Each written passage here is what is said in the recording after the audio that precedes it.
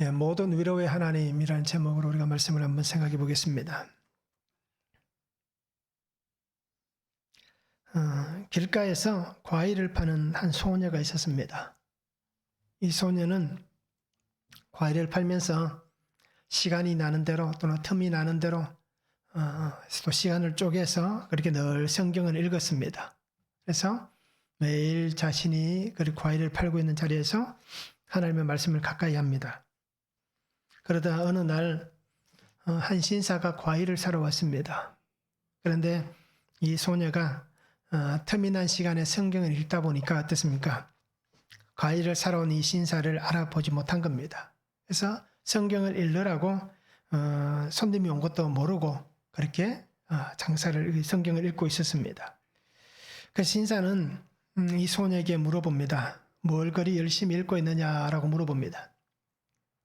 그러니까 소녀는 이렇게 얘기합니다.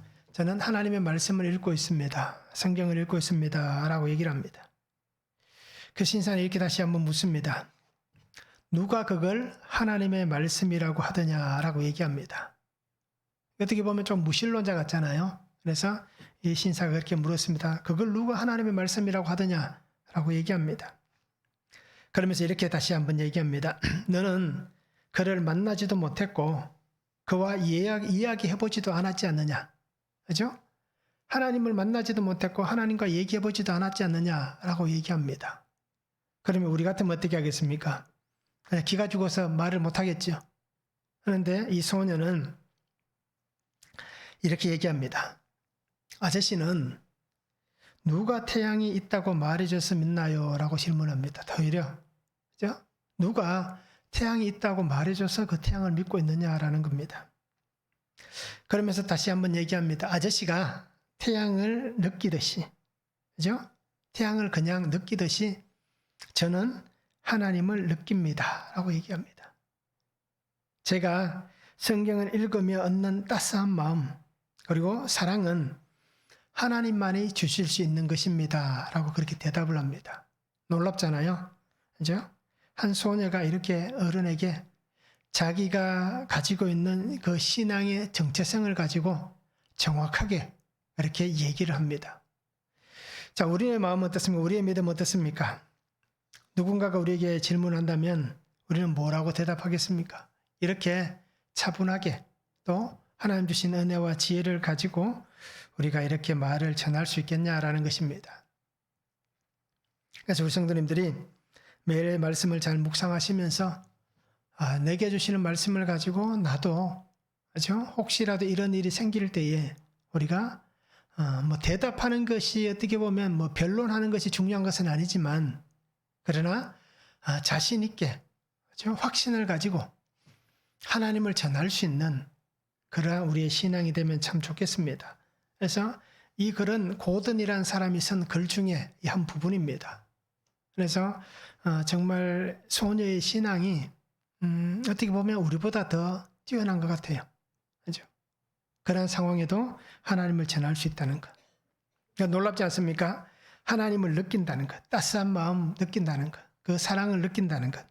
그래서 우리가 한번 깊이 있게 한번 묵상해 보시고 우리를 향하신 하나님의 마음을 우리도 느낄 수 있고 또 그것을 알아갈 수 있는 그러한 신앙이 되면 참 좋겠습니다.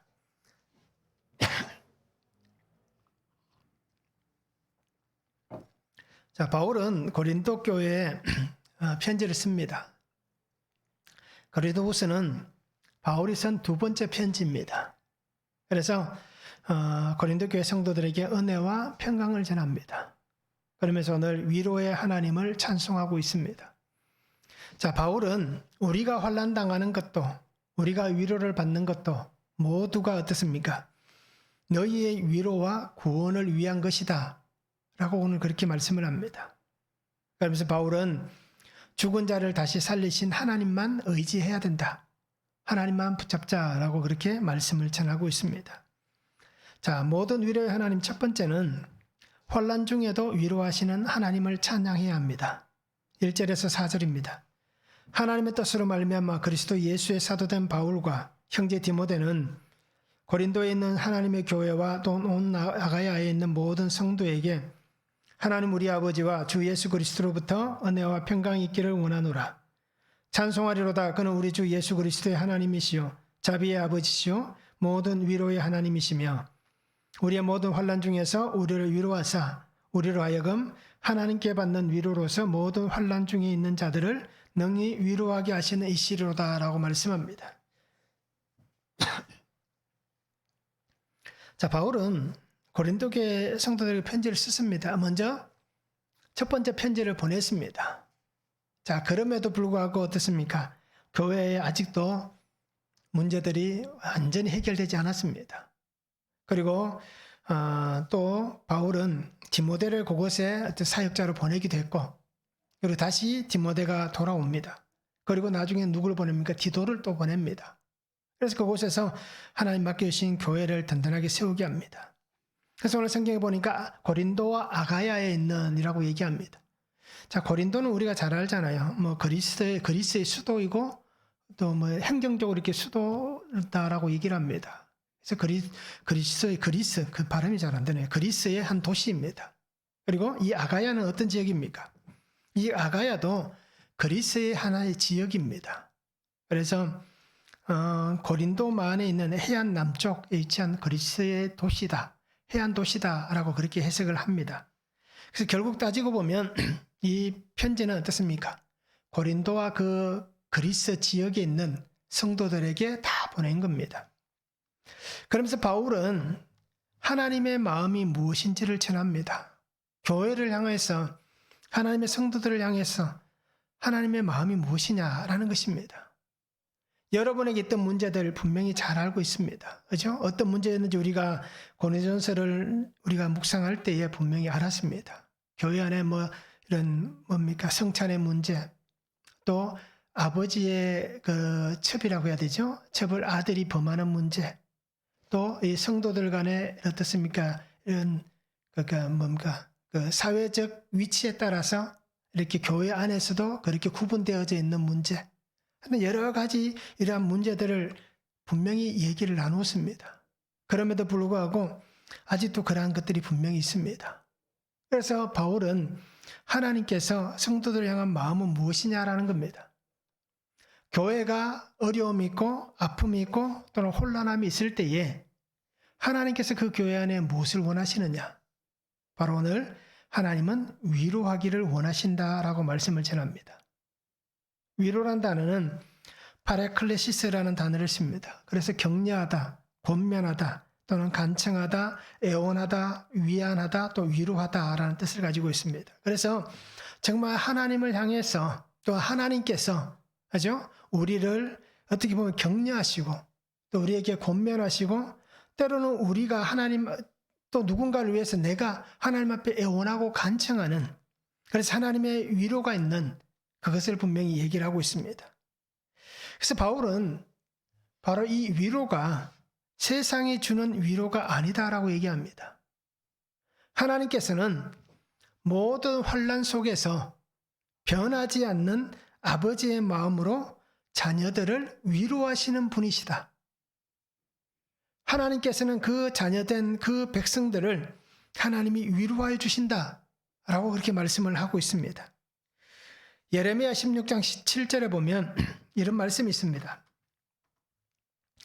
그 죽은 자로 말미암아 슬퍼하는 자와 떡을 떼며 위로하는 자가 없을 것이며 그들의 아버지나 어머니의 상사를 위하여 위로의 잔을 그들에게 마시게 할 자가 없으리라 라고 얘기합니다. 자, 죽은 자로 말미암아 어떻습니까? 위로하는 자가 없다라고 얘기합니다. 아버지나 어머니의 상사, 어떤 장례를 통해서 그죠? 그를 위로해 줄 만한 위로의 잔을 그들에게 마시게 할 만한 자가 없다라고 얘기를 합니다. 즉 세상은 아무리 위로하고 또 어떻습니까? 옆에서 격려한다 하더라도 그 위로와 격려가 정말 자기 속에서 간절함으로, 그죠? 하나님이 주신 아가페와 같은 그런 사랑으로 그렇게 위로하고 그렇게 어떻습니까? 도와주고 또 격려한다라고 얘기하지 않는 것입니다. 그들은 자신들의 욕심을 따라서 그렇게 행동합니다. 세상은 위로할 수 없다라고 얘기합니다. 그러나 하나님 어떻습니까? 그 환난과 고통 중에도 위로한다라고 말씀을 하고 있습니다.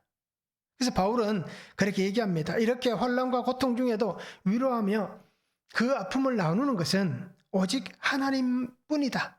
하나님만이 이것을 함께 아파하고 함께 힘들어하며 함께 하나님께서 그것을 위로한다라고 그렇게 말씀을 하고 있는 것입니다. 세상은 보여지는 것 같지만 그러나 그것은 제대로 된 완벽한 위로가 아니다라는 것입니다. 그러기 오늘 바울을 통하여서 하나님께서 고린도 교회에 이렇게 편지를 하면서 다른 곳에서는 어떤 위로나 위안을 받을 수 없다라고 분명히 말씀을 하고 있는 것입니다.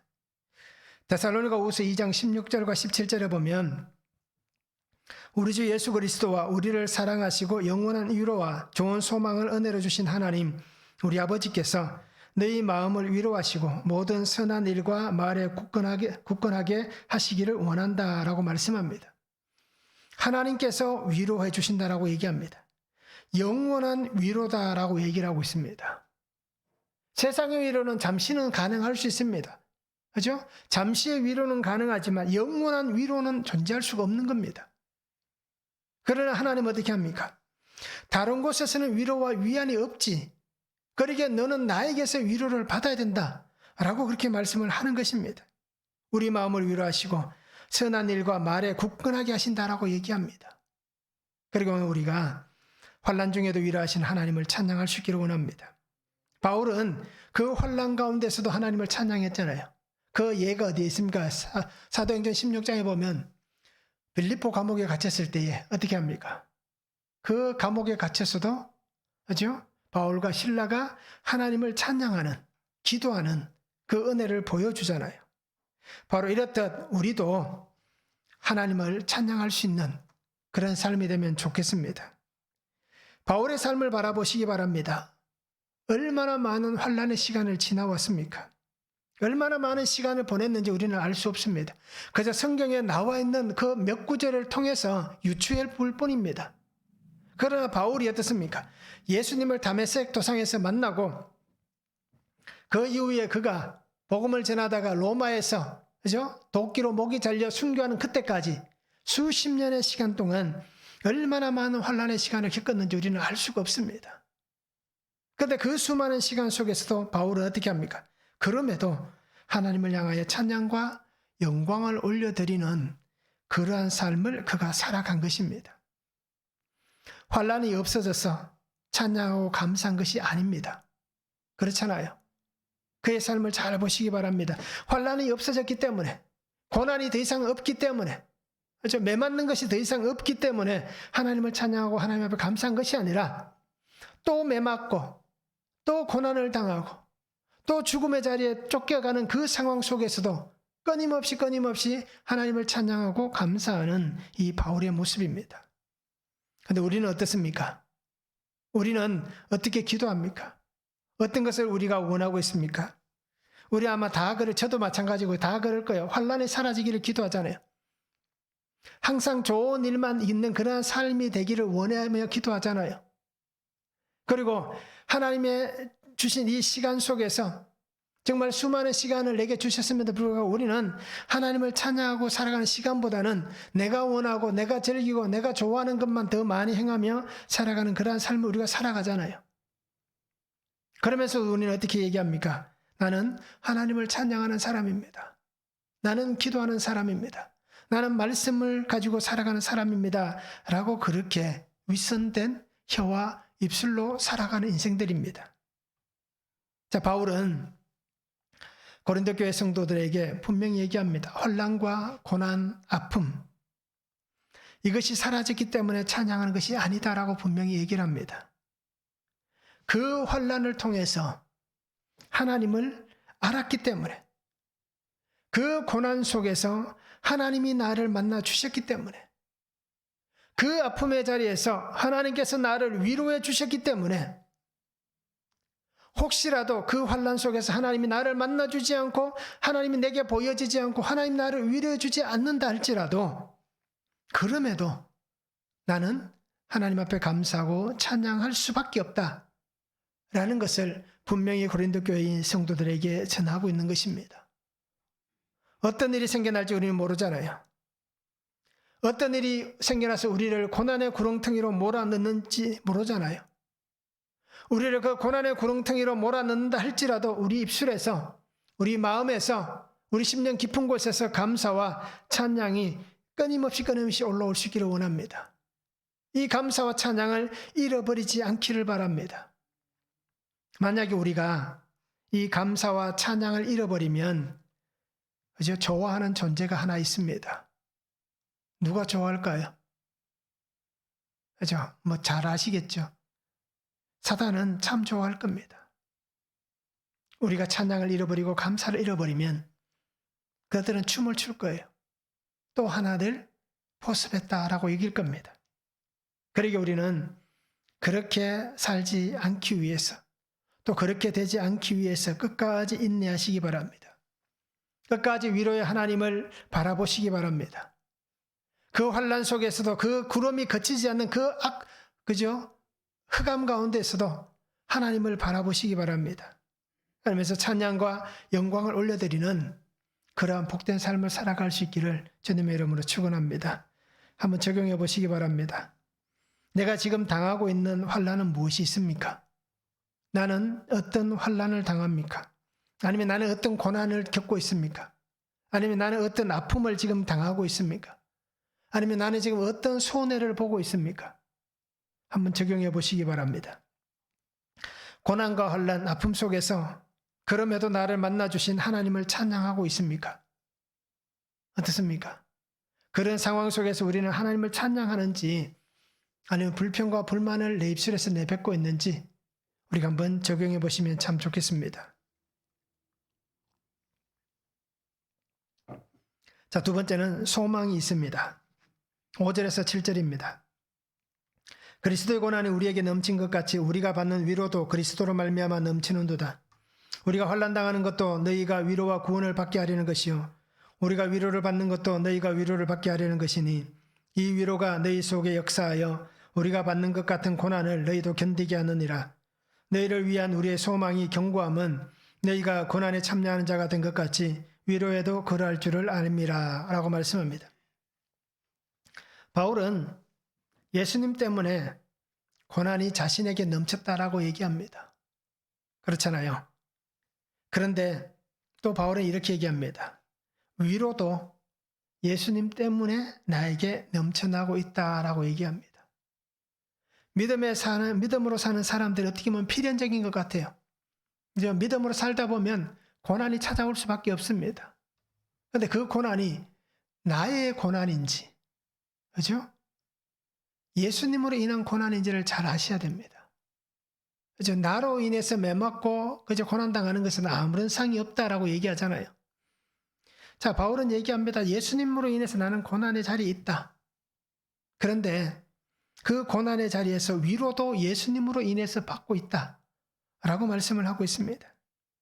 바울은 우리가 환난을 당하는 것도 우리가 위로를 받는 것도 다 어떻습니까? 자기가 고난받고 환난받는 것을 얘기합니다. 그래서 우리가라고 얘기한 이 우리는 바울과 제자들을 얘기합니다. 사역자들을 얘기합니다. 자, 그것은 성도들의 위로와 구원을 위한 것이다 라고 그렇게 얘기를 합니다. 그러니까 내가 고난받고 내가 이렇게 아픈 시간을 보내는 것은 하나님께서 성도들을 위로하시고 성도들을 구원하기 위한 것이다 라고 그렇게 말씀을 하는 것입니다. 그렇게 바울은 모든 것이 하나님께로부터 주어진 것이다 라는 것입니다. 그러기에 하나님께로부터 주어진 것이기에 감사할 수밖에 없고 하나님께로부터 주어진 것이기에 찬양할 수밖에 없다는 겁니다. 그러니까 그것을 받아들이다라는 겁니다. 이것은 그냥 받는 것입니다. 그런데 우리는 어떻습니까? 우리는 바울과 같은 이런 고백을 할 수 있습니까? 너희를 위한 것이다. 너희를 위한 구원을 위한 것이다. 너희를 위로하기 위한 것이다. 라고 우리는 이렇게 고백을 할 수 있습니까? 실제 우리의 감정은 어떻습니까? 내가 이렇게 고난당하는 것, 이렇게 어려운 것 다 누구 때문이다? 다 너 때문이다. 내가 너를 잘못 만났기 때문이다. 그렇죠? 내가 너를 그때 안 만났으면 이런 고난과 이런 아픔을 겪지 않아도 될 텐데, 자, 그 긴 시간 동안 내가 이렇게 어려움을 당하는 것은 다 너 때문이다 라고 얘기를 할 거예요. 이게 우리의 솔직한 심정일 거예요. 그래서 모든 문제의 원인, 삶의 원인을 누구에게 돌립니까? 가족에게 돌리고, 형제들에게 돌리고, 심지어는 직장, 이웃, 그죠? 또 나아가면 성도들, 함께 신앙생활하는 성도들에게 다 그 문제를 다 돌립니다. 원인을 다 돌립니다. 너 때문이다 라고 얘기를 합니다. 그런데 우리가 어떻습니까? 말씀을 큐티해서 아시잖아요. 누구 때문이라고요? 나 때문인 거예요. 나 때문에 그 사람이 하지 않아도 될 그 수고를 지금도 하고 있는 겁니다. 그 힘들고 어려운 걸 나 때문에, 나의 위로와 나의 구원을 위해서 하나님께서 그를 사용하시는 겁니다. 그러기에 나 때문에 그들이 수고하고 있는 겁니다. 여러분, 우리 성도님들이 우리도 바울같이 이렇게 고백했으면 좋겠습니다. 하나님의 위로하심과 하나님의 구원의 은혜가 있기를 원합니다. 분명한 목적이 있음을 말하고 있습니다. 우리는 견딜 수 없는 시간에 모든 것이 막혀서 하나님의 마음을 알지 못하고 깨닫지 못하고 그렇게 살아가는데, 오늘 바울은 뭐라고 얘기합니까? 하나님께서 그렇게 하신 이유와 목적이 있다. 우리에게 이렇게 혼란과 고난을 당하게 하시는 그 이유와 목적이 분명히 있다라고 말씀을 하고 있는 겁니다. 그러면서 그것이 고린도 교회 성도들에게 어떻습니까? 이것으로 인해서 여러분에게 소망이 있습니다 라고 얘기를 하고 있습니다. 비록 교회 안에 아직도 해결되지 않는 여러 가지 문제들이 있지만, 고린도 교회 안에 이런 혼란스러움이 있지만, 또 그리스 지역에 있는 여러 교회들에게도 이러한 아픔들이 있지만, 그래도 하나님께서 역사하시는 그 은혜 안에서 잘 견디어 나가야 된다라고 얘기합니다. 잘 견디어 나가야 된다라고 그렇게 말씀을 합니다. 그래서 오늘 또 우리에게 말합니다. 우리도, 그죠? 잘 견디어 나가야 됩니다. 견디고 나가다 보면 마침내 하나님의 은혜를 보게 될 것입니다. 그래서 우리가 수고하고 애써 모든 시간들을 하나님은 그 마침내 보상하실 그 은혜를 주실 거예요. 그래, 그 은혜를 붙잡고 우리가 끝까지 소망 가운데 거할 수 있는 삶이 되면 좋겠습니다. 하나님께서는 평강과 은혜의 역사를 교회와 성도들에게 주시는 겁니다. 그러기에 바울은 분명히 얘기합니다. 내가 받는 이 고난, 이 환난, 내가 잘 견디어내고 있습니다. 그러기에 오늘 여러분들도 믿음 안에서 주님과 함께 여러분 안에 있는 고난과 환난을 잘 견디어내십시오. 아름다운 것을 우리가 잘 지켜내십시오. 그래서 함께 하나님께서 우리에게 잘했다라고 칭찬하시는 그 은혜의 자리에 우리가 함께 설 수 있도록 여러분들이 잘 견디어냈으면 좋겠다라고 그렇게 권면을 하고 있는 것입니다. 그리고 우리의 신앙과 삶에도 분명한 이런 권면을 통하여서 우리도 소망을 붙잡으시기 바랍니다. 우리 앞에는 넘어갈 수 없는 큰 산 같은 일도 있습니다. 그렇죠? 내 힘으로는 아무리 발부둥 쳐도 해결되지 않는 아픔이 있습니다. 도저히 극복할 수 없는 그 환경이 우리를 가로막고 있습니다. 그럼에도 불구하고 우리가 어떻게 됩니까? 그 넘어갈 수 없는 큰 산의 앞에 놓여 있다 하더라도 우리는 하나님과 함께 견디어가는 겁니다. 하나님과 함께 넘어가는 것입니다. 하나님과 함께 해결해 가는 것입니다. 그러면 시간이 더디다 할지라도 하나님은 넘어가게 하시고, 그죠? 승리하게 하시고 또 해결되게 해 주실 것입니다. 그래서 이 은혜와 복을 우리가 누렸으면 참 좋겠습니다. 그래서 하나님의 역사하신 은혜를 기대하시기 바랍니다. 하나님의 마음을 붙잡으시기 바랍니다. 그 마음을 붙잡고 믿음으로 우리의 삶을 나누시기 바랍니다. 그래서 혹시라도 나 외에 또 다른 사람들이 이러한 문제들로 인해서 고통하고 신음하고 또 아파한다면 그러한 일들 속에서 하나님이 나의 이러한 죄를 보게 하셨고 나의 이러한 허물을 드러내게 하셨다라고 함께 나눌 수 있는 우리의 삶에 약재료가 있는 그런 은혜를 나눌 수 있었으면 참 좋겠습니다. 그래서 하나님께서 위로와 소망이 되어서 함께 구원의 은혜 안에서 우리를 세워가실 그 일들을 보게 하실 때에 그 은혜를 붙잡고 믿음 안에 아름답게 순종할 수 있는 삶이 되면 참 좋겠습니다. 한번 적용해 보시기 바랍니다. 나의 고난, 환난은 누구 때문이라고 생각하십니까? 어떻습니까? 나의 고난, 나의 환난, 누구 때문입니까? 나 때문이라는 것이 인정이 되십니까? 한번 적용해 보시기 바랍니다. 하나님께서 이루어 가실 구원, 위로를 위해 나는 어떻게 쓰임받기를 원하십니까? 나는 어떻게 쓰임받고 싶습니까? 나는 어떤 약재료가 되고 싶습니까? 한번 적용해 보시기 바랍니다. 정말 그 상처에 딱 맞는 약재료가 되는 그러한 것으로 쓰임받기를 원하시는지, 아니면 약이 잘못된 약이 되어서, 그죠?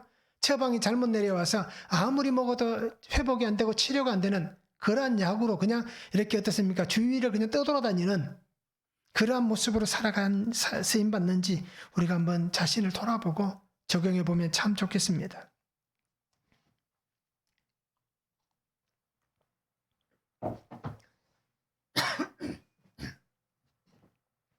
자, 세 번째는 하나님만 의지하게 하십니다. 8절에서 11절입니다. 형제들아, 우리가 아시아에서 당한 환난을 너희가 모르기를 원하지 아니하노니 힘에 겹도록 심한 고난을 당하여 살 소망까지 끊어지고 우리는 우리 자신이 사형 선고를 받은 줄 알았으니 이는 우리로 자기를 의지하지 말고 오직 죽은 자를 다시 살리시는 하나님만 의지하게 하심이라. 그가 이같이 큰 사망에서 우리를 건지셨고 또 건지실 것이며 이후에도 건지시기를 그에게 바라노라. 너희도 우리를 위하여 간구함으로 도우라. 이는 우리가 많은 사람의 기도로 얻은 은사로 말미암아 많은 사람이 우리를 위하여 감사하게 하려 함이라 라고 말씀합니다.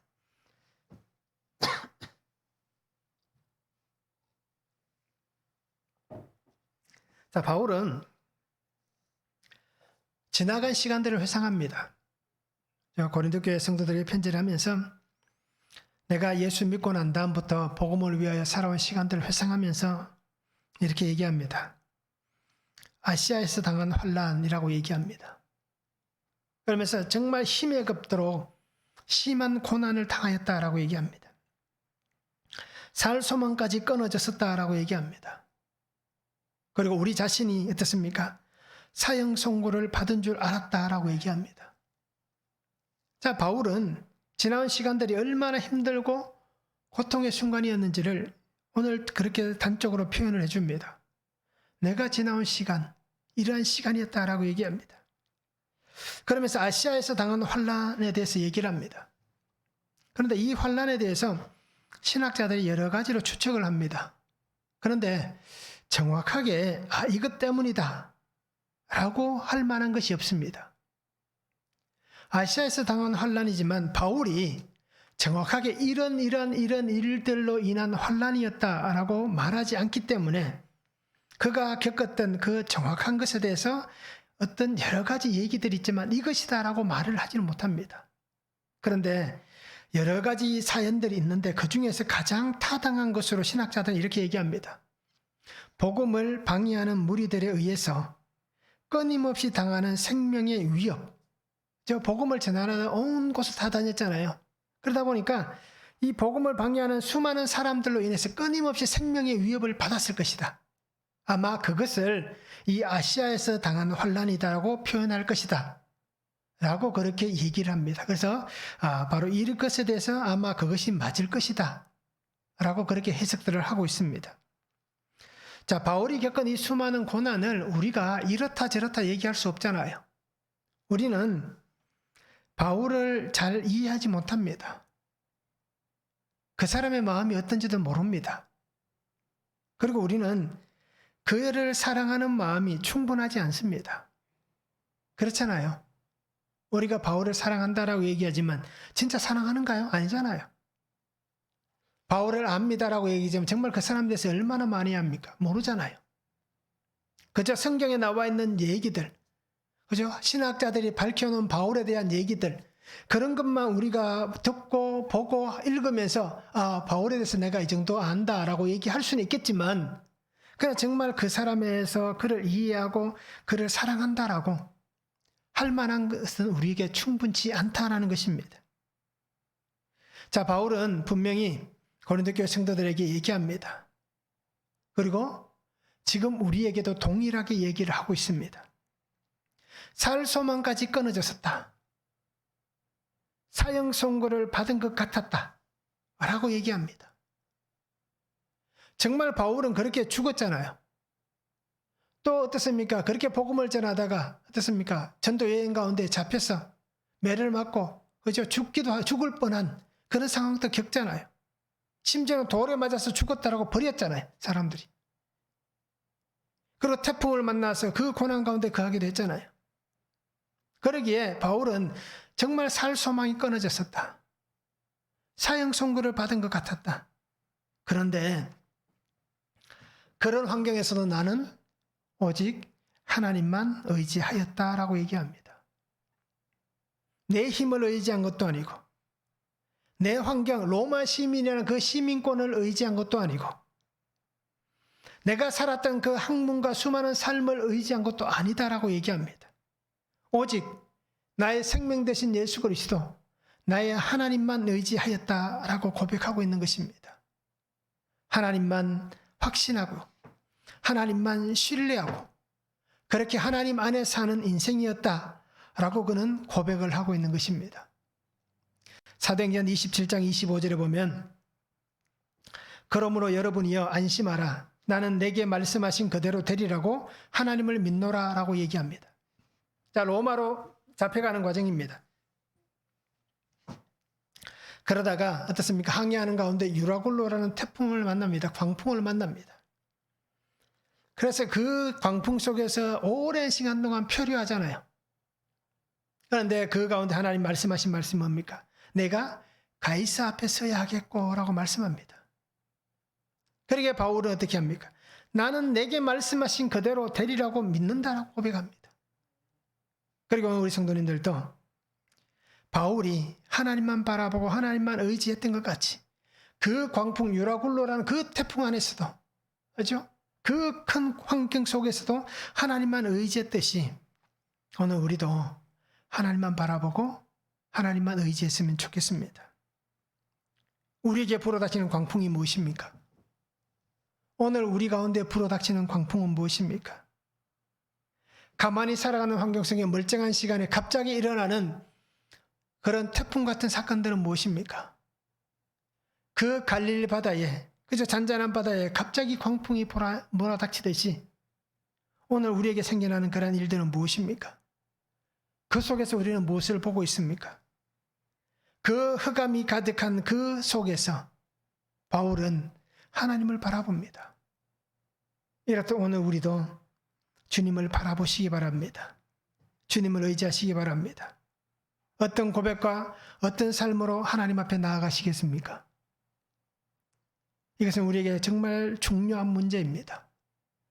오늘 우리가 신앙인으로서 하나님을 믿는 믿음의 자녀로서 하나님의 거룩을 닮은 성도로서 오늘 우리에게 참 중요한 문제입니다.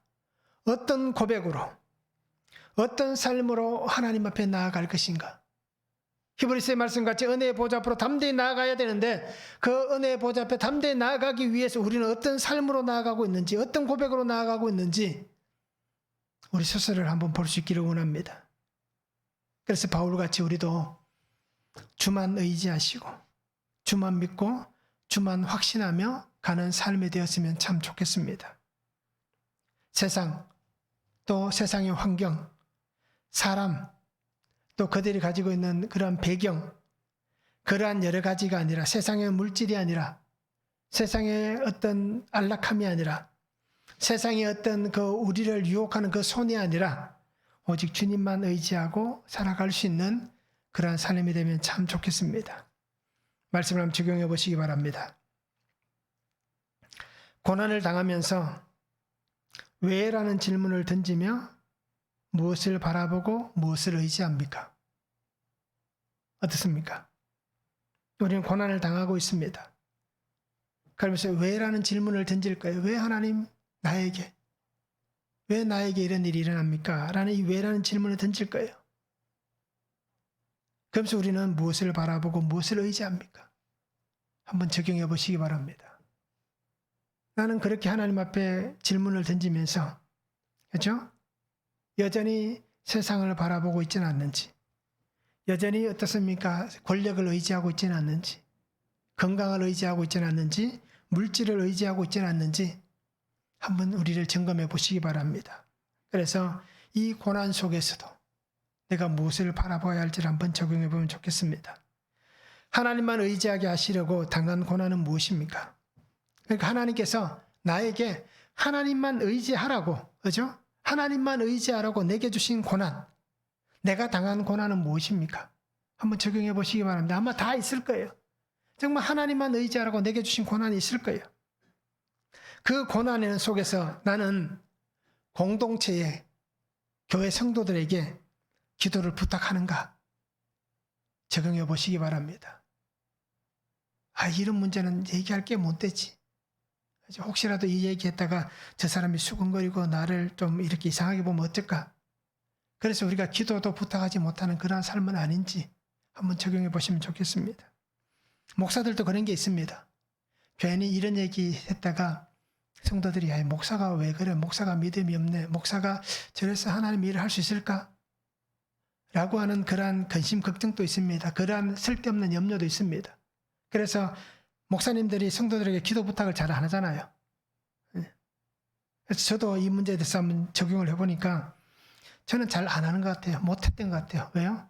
숨길 게 많아서 그런 건지 아니면 드러내고 싶은 게 많아서 드러내고 싶지 않은 게 많은 건지 아마 그런 것 같아요. 그리고 우리가 정말 하나님 앞에 내가 당한 그 고난 속에서 정말 공동체의 기도에 부탁을 하는지, 그리고 지금까지 이렇게 했다면 앞으로 어떻게 할 건지 우리가 한번 적용해 보시면 좋겠습니다. 자, 삶을 살아가면서 어려움이 생깁니다.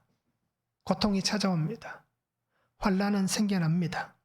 고난의 일들이 생겨납니다. 생기지 않으면 참 좋지만 그러나 어떻습니까? 생겨납니다. 우리 가정에도 생겨나고 직장에도 생겨나고 교회에도 생겨나고 자녀들 안에도 생겨나고 또 우리의 건강에도 이러한 문제들이 다 생겨납니다. 그래서 수많은 일들이 계속해서 우리를 기다리고 있습니다. 그러면서 이번은 그냥 지나가겠지라고 생각하지만 여전히 또 지나가는 게 아니라 또 생겨납니다. 지나가는 모든 것들이 어떻습니까? 그런 시간 속에 살아갑니다.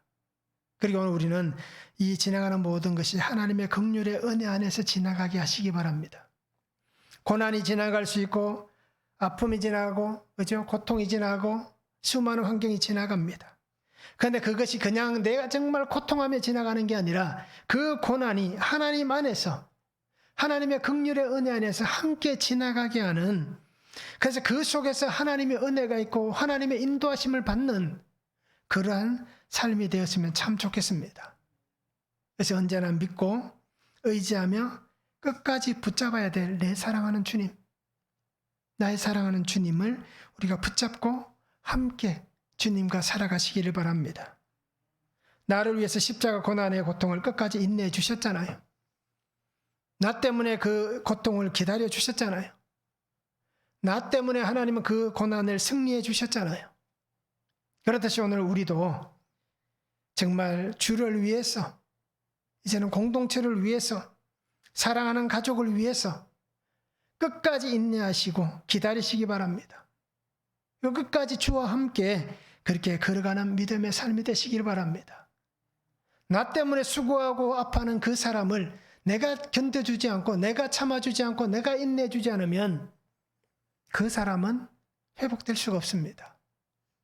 그러기에 오늘 내가 주의 은혜 안에 그렇게 걸어가시기 바랍니다. 그래서 날마다 하나님의 말씀으로 내가 먼저 위로를 받고 그리고 내가 위로함을 전하시기 바랍니다.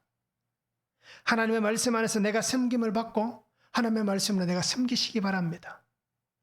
하나님의 말씀 안에서 내가 돌봄을 받고 내가 하나님의 말씀으로 돌보시기 바랍니다. 그래서 하나님이 나와 함께 걸어가는 이 길을, 이 믿음의 길을 이제 우리가 내 사랑하는 가족들과 함께, 형제들과 함께, 성도들과 함께, 이웃들과 함께 우리가 그렇게 함께 믿음의 길을 걸어가는 성도들이 되면 참 좋겠습니다.